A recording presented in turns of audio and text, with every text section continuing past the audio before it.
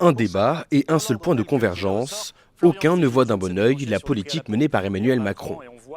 Lorsqu'il s'agit de pouvoir d'achat des Français, 5 d'entre eux veulent augmenter les salaires, notamment le SMIC, sauf un, le centriste Jean-Christophe Lagarde.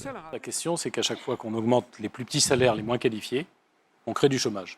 C'est-à-dire qu'on dit aux gens, vous allez gagner de l'argent, on augmente mais à la rien, sortie, on fait rien. Mais à la sortie, en réalité, on a plus de chômage. Sur les questions d'écologie ou d'agriculture, les responsables désignés sont soit les lobbies, les traités de libre-échange ou l'Union européenne.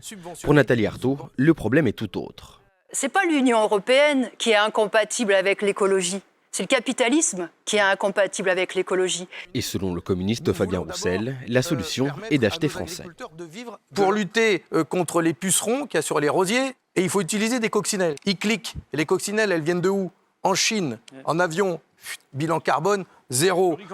Durant l'intégralité du débat, François Asselineau propose un remède à tous les maux, sortir de l'UE. Pourquoi vous vous présentez si vous Je n'êtes me pas présente député pour européen dire ce que vous n'avez jamais fait, parce que ça fait depuis 40 Bien ans. sûr. Ça fait depuis 40 ans Vous qu'on n'a présentez pas une élection Attendez, pour un Parlement que vous ne reconnaissez pas. C'est absurde. Pour Guillaume Balas, être européen, c'est se battre pour les droits des habitants des pays voisins.